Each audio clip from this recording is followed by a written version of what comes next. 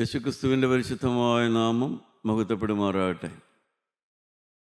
2 കൊരിന്ത്യർ 5-ാം അധ്യായത്തിൻ്റെ 17-ാമത്തെ വാക്യവും 20-ാമത്തെ വാക്യവും നമുക്ക് വായിക്കാം. ഒരുത്തൻ ക്രിസ്തുവിലായാൽ അവൻ പുതിയ സൃഷ്ടിയാകുന്നു, പഴയത് കഴിഞ്ഞുപോയി, ഇതാ അത് പുതുതായി തീർന്നിരിക്കുന്നു. പഴയത് കഴിഞ്ഞുപോയി, ഇതാ അത് പുതുതായി തീർന്നിരിക്കുന്നു. ജീവനുള്ള ദൈവം മനുഷ്യൻ്റെ ഓരോ പ്രശ്നങ്ങളിൽ ഇടപെട്ട്, അവൻ്റെ സങ്കടങ്ങളിൽ ഇടപെട്ട്, അവൻ്റെ പ്രശ്നങ്ങൾക്ക് പരിഹാരം വരുത്തി അവനെ ദൈവത്തോട് ചേർത്തുകൊണ്ടിരിക്കുകയാണ്. അതാണ് അപ്പോസ്തലൻ പഠിപ്പിക്കുന്നത്. ഒരുവൻ ക്രിസ്തുവിലായാൽ അവൻ പുതിയ സൃഷ്ടിയാകുന്നു. അവൻ്റെ ആകുലങ്ങൾക്ക് പരിഹാരം വന്നു, അവൻ്റെ ആശങ്കകൾക്ക് പരിഹാരം വന്നു, അവൻ്റെ പാപത്തിന് പരിഹാരം വന്നു, അവൻ്റെ ഹൃദയത്തിൽ നിന്ന് പാപം ഒഴുകുന്ന അവസ്ഥയ്ക്ക് പരിഹാരം വന്നു. ഇതാണ് പുതിയ സൃഷ്ടി. ജീവനുള്ള ദൈവം he's moulding me, solving all my worries and since. എൻ്റെ ഹൃദയത്തിൻ്റെ നൊമ്പരങ്ങൾ മാറ്റി, എൻ്റെ ഹൃദയത്തിൻ്റെ സങ്കടങ്ങൾ മാറ്റി, എൻ്റെ ഹൃദയത്തിൽ നിന്ന് സ്വാഭാവികമായി വരുന്ന പാപങ്ങൾ മാറ്റി ദൈവം എന്നെ മോൾഡ് ചെയ്തുകൊണ്ടിരിക്കുകയാണ്. ഒരു പുതിയ സൃഷ്ടിയാക്കി രൂപാന്തരപ്പെടുത്തിക്കൊണ്ടിരിക്കുകയാണ്. എൻ്റെ ഉത്തരവാദിത്തമാണ് ദൈവത്തോട് നിരപ്പായി പോവുക എന്നുള്ളത്, ദൈവത്തോട് നിരപ്പായി ജീവിക്കുക എന്നുള്ളത്. പ്രിയപ്പെട്ടവരെ, പുതിയതാക്കുന്നൊരു ദൈവം, സമാധാനം വരുത്തുന്നൊരു ദൈവം. ഇസ്രായേൽ മക്കളുടെ പുറപ്പാടിൻ്റെ ചരിത്രം വേദപുസ്തകത്തിലെ 2-ാമത്തെ പുസ്തകമാണ് പുറപ്പാട് പുസ്തകം. അതിൻ്റെ 12-ാം അധ്യായത്തിൻ്റെ 1-ാമത്തെ വാക്യം നമുക്കൊന്ന് വായിച്ചു കേൾക്കാം. യഹോവ മോശയോടും അഹ്റോനോടും മിസ്രയീം ദേശത്ത് വെച്ച് അരുളിച്ചെയ്തെന്തെന്നാൽ, ഈ മാസം നിങ്ങൾക്ക് മാസങ്ങളുടെ ആരംഭമായി ആണ്ടിൽ 1-ാം മാസമായിരിക്കണം. ദൈവത്തിന് സ്തോത്രം. അവരുടെ കാലക്രമമങ്ങ് മാറ്റി ദൈവം ഇസ്രായേൽ ജനത്തെ ദൈവം ഒരു പുതിയ അനുഭവത്തിലേക്ക് കൊണ്ടുവരികയാണ്.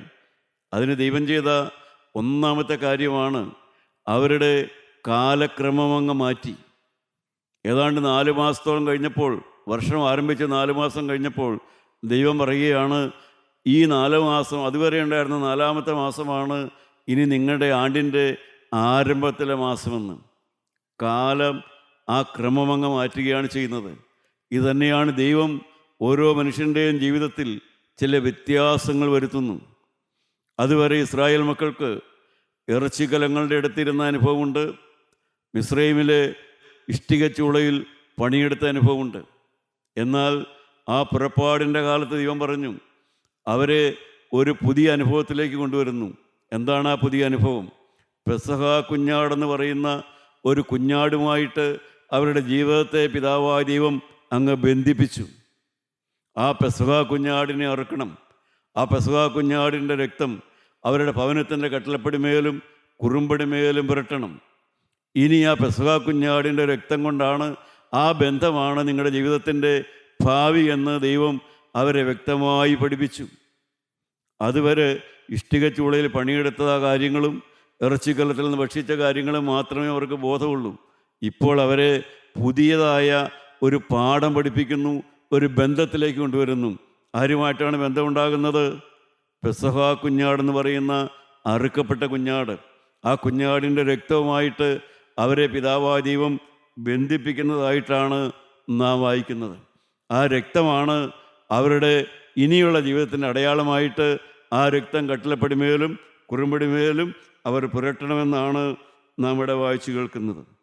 പ്രിയപ്പെട്ടവരെ, മനുഷ്യ ജീവിതത്തെ മാറ്റിമറിക്കുന്നതായ യേശുവിൻ്റെ ആ വിലയേറിയ വചനത്തിൻ്റെ ശക്തി, ആ രക്തം, യേശുവിൻ്റെ രക്തം, അതെന്നെ വിലയ്ക്ക് മേടിക്കുന്നു, അതെൻ്റെ പാപം കഴുകുന്നു, ആ രക്തം എന്നെ ശുദ്ധീകരിക്കുന്നു, ആ രക്തം എനിക്ക് നിർണയം തരുന്നു, എനിക്ക് രക്ഷാ നിർണയം തരുന്നു. ഈ അനുഭവത്തിലേക്കെല്ലാം മനുഷ്യൻ വരുമ്പോഴാണ് അവൻ പുതിയ സൃഷ്ടിയായിട്ട് മാറുന്നത്. ദൈവത്തിൻ്റെ വചനത്തിൻ്റെ ശക്തി. നാം സ്കൂളിൽ പരീക്ഷ എഴുതിയ കാലം മുതൽ നാം കേട്ടുപഠിച്ചതായ ഒരു കാര്യമുണ്ട്. എളുപ്പമുള്ളത് ആദ്യം പറയുക, എളുപ്പമുള്ളത് ആദ്യം എഴുതുക. ക്വസ്റ്റ്യൻ പേപ്പർ കിട്ടിക്കഴിയുമ്പോൾ എളുപ്പമുള്ള ക്വസ്റ്റ്യൻ ആദ്യം ആൻസർ ചെയ്യുക, അതിനുശേഷം പ്രയാസമുള്ളത് ആൻസർ ചെയ്യുക. എന്നാൽ ദൈവത്തിൻ്റെ വചനത്തിൽ അതല്ല വഴി. ദൈവത്തിൻ്റെ വചനത്തിൽ കർത്താവായ യേശുവിൻ്റെ വചനം നാം വായിക്കുമ്പോൾ യോഹന്നാന്റെ സുവിശേഷം 6-ാം അധ്യായത്തിൻ്റെ 60-ാമത്തെ വാക്യം നമുക്ക് വായിക്കാം. അവന്റെ ശിഷ്യന്മാർ പലരും അത് കേട്ടിട്ട്, ഇത് കഠിനവാക്ക്, ഇത് ആർക്ക് കേൾപ്പാൻ കഴിയുമെന്ന് പറഞ്ഞു.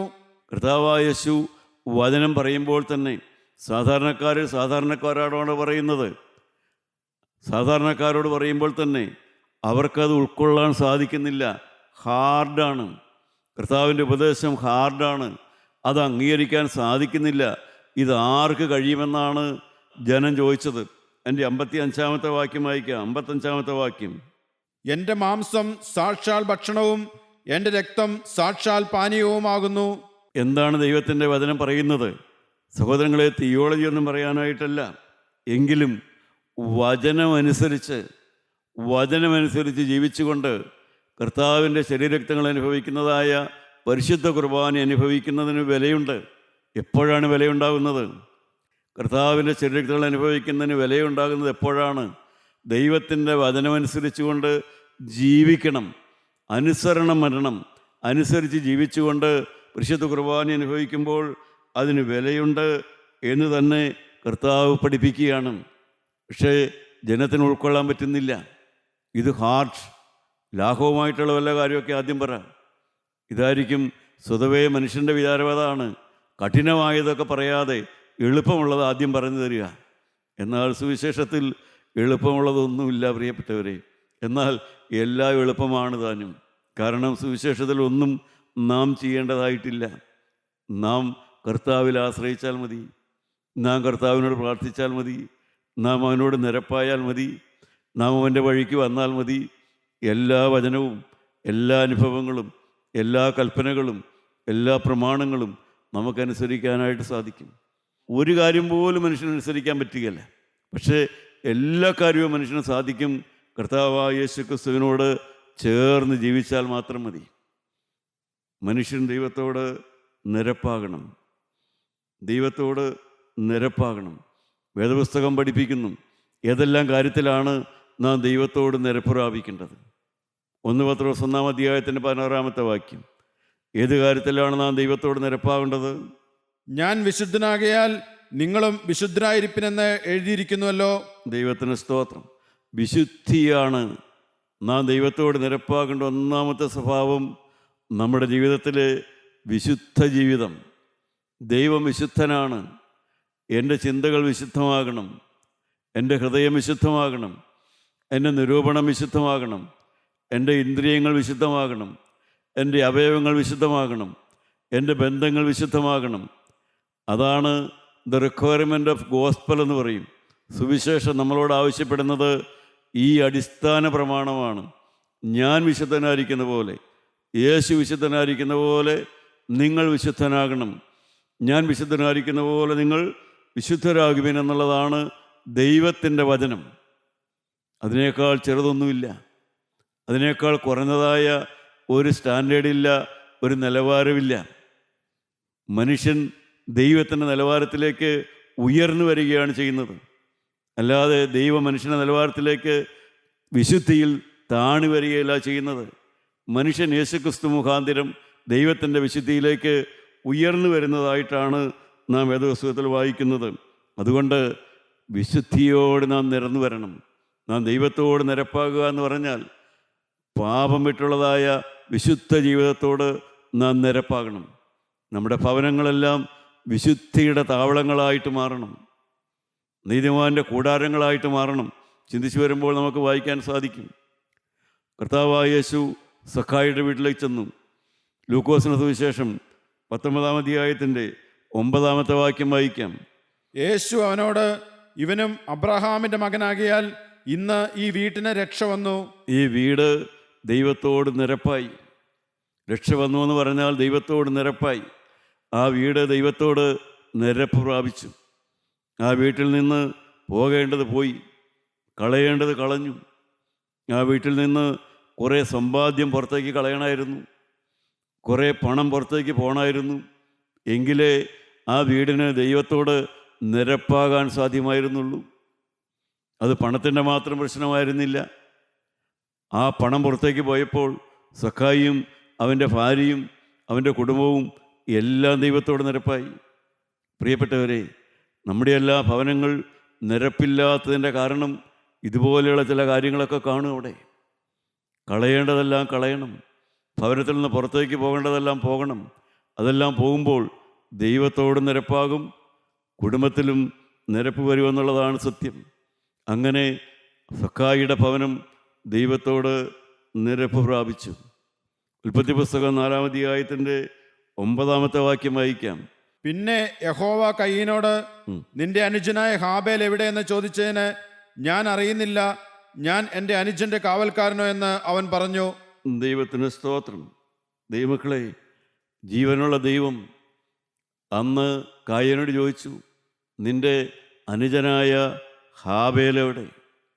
ഇന്ന് ദൈവം എന്നോട് നിങ്ങളോടും ചോദിക്കുന്നു, മോനെ നിൻ്റെ ഭാര്യ എവിടെ? മോളെ നിൻ്റെ ഭർത്താവ് എവിടെ? ഊണുമേശയിൽ നിൻ്റെ ഭാര്യ എവിടെ? കിടപ്പറയിൽ നിൻ്റെ ഭർത്താവ് എവിടെ? നീ എവിടെ? നിൻ്റെ അനുജനെവിടെ? നിൻ്റെ അനുജനെവിടെ? ദൈവം ചോദിക്കുന്നു, നിൻ്റെ മക്കളെവിടെ? നീ വളർത്തിയ നിൻ്റെ മക്കളെവിടെ? നിന്നെ വളർത്തിയ നിൻ്റെ പാരൻസ് എവിടെ? എന്താണ് കായൻ്റെ മറുപടി? ഞാൻ എൻ്റെ അനുജൻ്റെ കാവൽക്കാരനോ? ഞാൻ എൻ്റെ അനുജൻ്റെ കാവൽക്കാരനോ എന്ന് പറഞ്ഞാൽ എനിക്കവൻ്റെ കാവൽക്കാരനാകാൻ മനസ്സില്ല. എനിക്കതിൻ്റെ കാവൽക്കാരനാകാൻ മനസ്സില്ല. ഇത് തന്നെയാണ് ഇന്ന് മനുഷ്യൻ്റെ വിഷയം. ഇത് തന്നെയാണ് കൂടെ പാർക്കുന്നവരെ, നമ്മുടെ കൂടെ പാർക്കുന്നവരെ, ജീവിതം പങ്കുവയ്ക്കുന്നവരെ സ്നേഹത്തോടെ നമുക്ക് കാണാൻ സാധിക്കുന്നില്ല. അവരുടെ ആത്മാവിൻ്റെ വേദന കാണാൻ സാധിക്കുന്നില്ല. അവരുടെ അവസ്ഥ കാണാൻ സാധിക്കുന്നില്ല. ഞാൻ എൻ്റെ ഭാര്യയുടെ കാവൽക്കാരനോ, ഞാൻ ഭർത്താവിൻ്റെ കാവൽക്കാരനോ, മക്കളുടെ കാവൽക്കാരനോ എന്ന് പറഞ്ഞാൽ ആരെയും നമുക്ക് ചേർത്ത് പിടിക്കാൻ മനസ്സില്ല. അത് തന്നെയാണ് കായനോട് പറഞ്ഞത്, എൻ്റെ അനുജനെവിടെ? ഈ ചോദ്യമെല്ലാം ഇന്നും പ്രസക്തമായൊരു ചോദ്യമാണ്. പ്രിയപ്പെട്ടവരെ, നമ്മുടെ എല്ലാ ഭവനങ്ങളിൽ നമുക്ക് ആ ഉത്തരവാദിത്വമുണ്ടോ? നമുക്ക് ആ ഉത്തരവാദിത്വമുണ്ടോ? ദൈവത്തിന് സ്തോത്രം. ഭവനങ്ങളിൽ കുഷ്ഠരോഗം, ഭവനങ്ങളിൽ കുഷ്ഠരോഗം. വേദപുസ്തകത്തിലെ വാക്യമാണ്, ഭവനത്തിൽ കുഷ്ഠരോഗം, നെറ്റിയിൽ കുഷ്ഠരോഗം, ശരീരത്തിൽ കുഷ്ഠരോഗം. നമുക്കൊന്ന് വായിച്ചു നോക്കാം. ലേവ്യ പുസ്തകം 14-ാം അധ്യായം 34-ാമത്തെ വാക്യം വായിക്കാം. ഞാൻ നിങ്ങൾക്ക് അവകാശമായി തരുന്ന കനാൻ ദേശത്ത് നിങ്ങൾ എത്തിയ ശേഷം ഞാൻ നിങ്ങൾ അവകാശദേശത്ത് ഒരു വീട്ടിൽ കുഷ്ഠബാധ വരുത്തുമ്പോൾ വീട്ടുടമസ്ഥൻ വന്ന് വീട്ടിൽ കുഷ്ഠലക്ഷണമുള്ള പ്രകാരം എനിക്ക് തോന്നുന്നു എന്ന് പുരോഹിതനെ അറിയിക്കണം. നിന്റെ അനുജരെവിടെയെന്ന് കായനോട് ചോദിച്ചു. നമ്മുടെ കൂടെ കാണേണ്ടവരെ നമ്മുടെ കൂടെ കാണുന്നില്ലല്ലോ മോനെ. ഇതാണ് ദൈവം ചോദിച്ചത്. ദൈവമക്കളെ, നമ്മുടെ കൂടെ കാണണമെന്ന് ദൈവം ആഗ്രഹിക്കുന്നവരെല്ലാം നമ്മുടെ കൂടെയുണ്ടോ? അവരോടെല്ലാം നാം നിരപ്പാണോ? അവരോടെല്ലാം നാം സമാധാനത്തിലാണോ? നമ്മുടെ കൂടെ കാണേണ്ടവരെല്ലാം നമ്മുടെ കൂടെയുണ്ടോ? അവരെയെല്ലാം നാം ദൈവസന്നിധിയിൽ കൊണ്ടുവരുന്നുണ്ടോ? അവർക്ക് വേണ്ടി ദൈവസന്നിധിയിൽ നാം പ്രാർത്ഥിക്കാറുണ്ടോ? ഭവനത്തിന് കുഷ്ഠം, നെറ്റിയിൽ കുഷ്ഠം. അടുത്ത വാക്യം വായിക്കാം. 2 ദിനവൃത്താന്ത പുസ്തകം 26-ാം അധ്യായം 18-19 വാക്യം വായിക്കാം. ഒരു രാജാവിൻ്റെ നെറ്റിയിൽ കുഷ്ഠം പൊങ്ങിയെന്ന് നാം വായിക്കുന്നു. ഊസിയാവേ, യഹോവയ്ക്ക് ധൂപം കാട്ടുന്നത് നിനക്ക് വിഹിതമല്ല. ധൂപം കാട്ടുവാൻ വിശുദ്ധീകരിക്കപ്പെട്ട അഹരോന്യരായ പുരോഹിതന്മാർക്കത്രേ. വിശുദ്ധ മന്ദിരത്തിൽ നിന്ന് പൊയ്ക്കൊള്ളുക. ലംഘനമാകുന്നു നീ ചെയ്തിരിക്കുന്നത്. അത് നിന്റെ ദൈവമായ യഹോവയുടെ മുമ്പാകെ നിനക്ക് മൗനമായിരിക്കില്ല എന്ന് പറഞ്ഞു. ധൂപം കാട്ടുവാൻ കയ്യിൽ ധൂപകലശം പിടിച്ചിരിക്കെ ഊസിയാവ് കോപിച്ചു. അവൻ പുരോഹിതന്മാരോട് കോപിച്ചു കൊണ്ടിരിക്കയിൽ തന്നെ യഹോവയുടെ ആലയത്തിൽ ധൂപപീഠത്തിനരികെ വെച്ച് പുരോഹിതന്മാർ കാണുകെ അവൻ്റെ നെറ്റിമേൽ കുഷ്ഠം പൊങ്ങി. ദൈവമക്കളെ, എവിടെ നിന്നാണ് കുഷ്ഠരോഗം വന്നത്? പെട്ടെന്നൊരു കുഷ്ഠരോഗം വരുന്നു. എവിടെ നിന്നാണത് വന്നത്? ഒരു പകർച്ചവ്യാധിയാണോ? എവിടെ നിന്നാണ് കുഷ്ഠരോഗം വന്നത്? അത് നിഗളത്തിൽ നിന്ന് വന്നതാണ്. 16-ാമത്തെ വയസ്സിൽ രാജാവായ ഊസിയാവിന് താനൊരു പ്രബലനായും തോന്നിയപ്പോൾ അവന് അഹങ്കാരം വന്നു, അവന് നിഗളം വന്നു. ആ നിഗളം അതിരുവിട്ടു. ആ നിഗളത്തിൻ്റെ പരിധി വിട്ടപ്പോൾ ആ നിഗളം കുഷ്ഠരോഗമായിട്ട് അവൻ്റെ നെറ്റിയിൽ പൊങ്ങി. അവൻ്റെ മരണം വരെയും ആ കുഷ്ഠരോഗം മാറിയില്ല എന്ന് വേദപുസ്തകം വായിച്ചാൽ നമുക്ക് കാണാം. പ്രിയപ്പെട്ടവരെ, കുഷ്ഠരോഗം, ശരീരത്തിൽ കുഷ്ഠരോഗമുണ്ട്. ശരീരത്തിൽ കുഷ്ഠരോഗം വന്നാൽ എന്താണ് അവസ്ഥ? ശരീരത്തിലെ കുഷ്ഠരോഗം കൊണ്ട് മനുഷ്യൻ പെട്ടെന്ന് മരിക്കുകയല്ല ചെയ്യുന്നത്. കുഷ്ഠരോഗം മനുഷ്യനെ മനുഷ്യനിൽ നിന്ന് അകറ്റുന്നു. മനുഷ്യനും തമ്മിൽ അകന്നു പോകുന്നു. വീട്ടിലേക്ക് വരാൻ സാധ്യമല്ല. മനുഷ്യനെ മനുഷ്യനിൽ നിന്ന് അകറ്റുന്നതാണ് കുഷ്ഠരോഗം. മനുഷ്യനെ മനുഷ്യനിൽ നിന്ന് അകറ്റുന്നു. അത് ഏത് കാരണം കൊണ്ടാണ്? പാപം അതിൻ്റെ ഒരു ഫലമാണ്. അതുകൊണ്ടാണ് പാപകുഷ്ഠമെന്ന് പറയുന്നത്. പാപം മനുഷ്യനെ മനുഷ്യനിൽ നിന്ന് തന്നെ അകറ്റിക്കളയുന്നു. കുടുംബങ്ങളിലെ ബന്ധം അകറ്റിക്കളയുന്നു. ഉൽപ്പത്തി പുസ്തകം എടുക്കാം, അതിൻ്റെ 29-ാം അധ്യായം എടുക്കാം, അതിൻ്റെ 31, 32, 33 വാക്യം വായിക്കാം. ലേയ അനിഷ്ട എന്ന് യഹോവ കണ്ടപ്പോൾ അവളുടെ ഗർഭത്തെ തുറന്നു. റാഹേലോ മച്ചിയായിരുന്നു. ലേയ ഗർഭം ധരിച്ച ഒരു മകനെ പ്രസവിച്ചു. യഹോവ എൻ്റെ സങ്കടം കണ്ടു. ഇപ്പോൾ എൻ്റെ ഭർത്താവ് എന്നെ സ്നേഹിക്കുമെന്ന് പറഞ്ഞ് അവൾ അവനെ രൂപേൻ എന്ന് പേരിട്ടു. ദൈവത്തിന് സ്തോത്രം. പ്രിയപ്പെട്ടവരെ, ഭവനത്തിന് കുഷ്ഠരോഗം വരുമെന്ന് ദൈവം പഠിപ്പിച്ചു. ലേവ്യ പുസ്തകം 14-ാം അധ്യായം 34-ാം വാക്യത്തിലാണ് അത് പഠിപ്പിച്ചത്. പക്ഷേ ഭവനത്തിന് കുഷ്ഠരോഗം വരുന്നത് എപ്പോഴാണെന്ന് കൂടെ ദൈവം പഠിപ്പിച്ചു.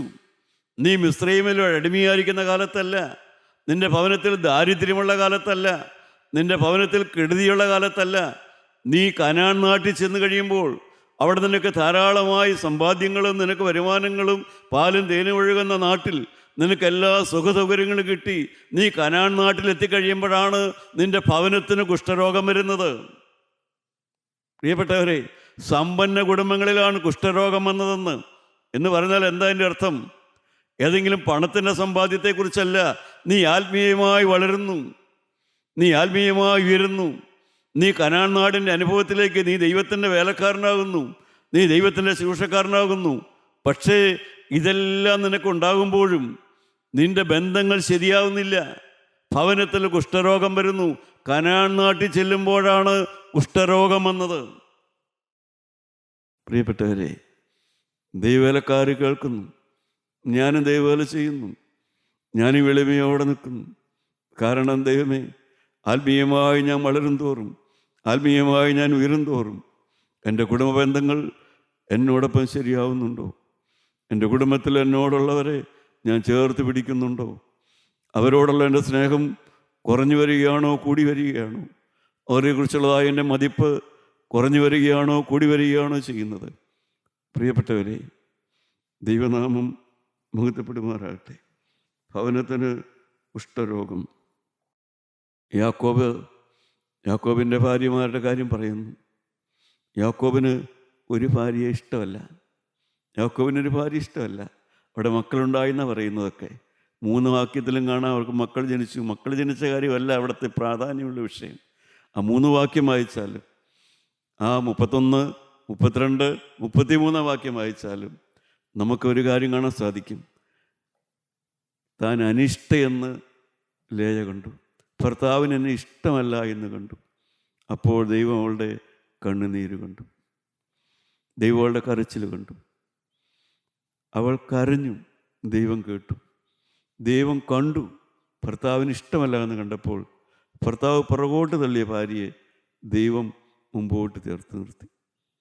ഭർത്താവ് അവഗണിച്ച ഭാര്യയെ ദൈവം കൂടുതലായിട്ട് സ്നേഹിച്ചു. എൻ്റെ പ്രിയപ്പെട്ടവരെ, ഇതെല്ലാമാണ് ദൈവത്തിൻ്റെ വഴികളെന്ന് പറയുന്നത്. ഇതാണ് ദൈവത്തിൻ്റെ വഴി. ഭർത്താവ് അവഗണിച്ച ഭാര്യയെ ദൈവം മുമ്പിലാക്കി. ഭർത്താവ് വില കുറഞ്ഞു കണ്ടതായ ഭാര്യയെ ദൈവം മുമ്പിലാക്കി. നമ്മുടെ എല്ലാം ജീവിതത്തിലെ ചില പാഠങ്ങൾ പഠിച്ചാൽ മാത്രമേ സഹോദരങ്ങളെ കുഷ്ഠരോഗത്തിന് വ്യത്യാസം വരികയുള്ളൂ, സമാധാനത്തിന് വില വരികയുള്ളൂ. പ്രിയപ്പെട്ട സഹോദരിമാരെ, നിങ്ങൾ ഓർക്കൂ, ഭർത്താവിൻ്റെ അവഗണന വരുമ്പോൾ നിങ്ങളുടെ ഹൃദയം കാണുന്ന ദൈവം, ഭർത്താവിന് നിങ്ങൾ ഇഷ്ടമല്ലാതെ വരുമ്പോൾ നിങ്ങളുടെ ഹൃദയം നേരുള്ളതാണെങ്കിൽ ദൈവം കൂടുതലായി നിങ്ങളെ അനുഗ്രഹിക്കും. ദൈവം കൂടുതലായി നിങ്ങളോട് അടുത്ത് വരുന്ന അനുഭവമായിരിക്കും ഉണ്ടായിരിക്കുക. ദൈവത്തിന് സ്തോത്രം. ഉല്ലാസത്തിൻ്റെയും ജയത്തിൻ്റെയും ഘോഷം നീതിമാന്മാരുടെ കൂടാരങ്ങളിലുണ്ട്. 118-ാം സങ്കീർത്തനത്തിൻ്റെ 15-ാമത്തെ വാക്യമാണ്. നമുക്കൊന്ന് വായിക്കാം.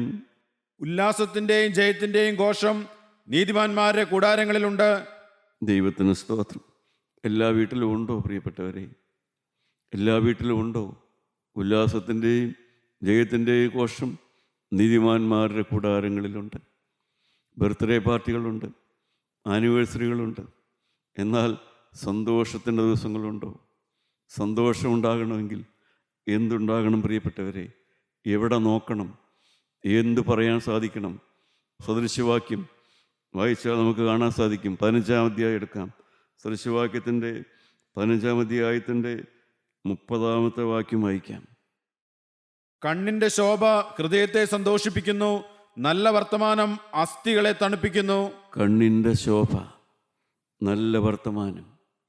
നമ്മുടെ എല്ലാ ഭവനങ്ങളിൽ കണ്ണിൻ്റെ ശോഭ, നല്ല വർത്തമാനം. ഏതാണ് കണ്ണിൻ്റെ ശോഭ? ഏതാണ് നല്ല വർത്തമാനം? മനുഷ്യന് പറയാൻ കഴിയുന്ന ഏറ്റവും നല്ല വർത്തമാനം എന്താണ്? എനിക്കെൻ്റെ വാഗൊണ്ട് പറയാൻ കഴിയുന്ന ഏറ്റവും നല്ല വർത്തമാനം എന്താണ്? ഏറ്റവും നല്ല വർത്തമാനം, നിങ്ങൾ നിങ്ങളുടെ പാപങ്ങളെ ഏറ്റുപറയുന്നുവെങ്കിൽ അവൻ നമ്മോട് പാപങ്ങളെ ക്ഷമിച്ച് സകല നീതിയും പോക്കുവാൻ തക്കവണ്ണം വിശ്വസ്തനും നീതിമാനുമാണ്. ഒരു മനുഷ്യന് ഈ ഭൂമിയിൽ വെച്ച് പറയാൻ കഴിയുന്ന ഏറ്റവും നല്ല വർത്തമാനം അവൻ്റെ പാപങ്ങളെ ഏറ്റുപറയുന്ന വർത്തമാനമാണ്. സ്വന്തം പാപം സ്വന്തം നാവ് കൊണ്ട് യേശുക്രിസ്തുവിനോട് ഏറ്റുപറയുന്നതാണ് ഏറ്റവും നല്ല വർത്തമാനം. അതാണ് ഏറ്റവും നല്ല വർത്തമാനം. അത് അസ്ഥികളെ തണുപ്പിക്കുന്നു. പാപം ഏറ്റുപറയുമ്പോൾ അസ്ഥികൾക്ക് തണുപ്പുണ്ടാകുന്നു, സമാധാനമുണ്ടാകുന്നു. ഏറ്റുപറയുക, ഭർത്താവും ഭാര്യയും കൂടെ പരസ്പരം ഏറ്റുപറയുക. ദൈവത്തോട് മാത്രമല്ല, തെറ്റുപറ്റിപ്പോയെന്ന് ഭാര്യ ഭർത്താവിനോടും ഭർത്താവ് ഭാര്യയോടും സ്നേഹത്തോടെ പറയുക. പെരുമാറ്റത്തിൽ, ഇടപെടൽ, ഭക്ഷണമുണ്ടാക്കുന്നതിൽ തെറ്റുപറ്റിപ്പോയി. ദൈവമക്കളെ തുറന്ന് സംസാരിക്കുന്നു. തെറ്റുകൾ അഡ്മിറ്റ് ചെയ്തുകൊണ്ട് സംസാരിക്കുന്നതാണ് ഏറ്റവും നല്ല വർത്തമാനം എന്ന് പറയുന്നത്. അവിടെ തന്നെ കാണാം കണ്ണിൻ്റെ ശോഭ. എന്താണ് കണ്ണിൻ്റെ ശോഭ എന്ന് പറയുന്നത്? ക്രൂശിലേക്ക് നോക്കാൻ കഴിയുക.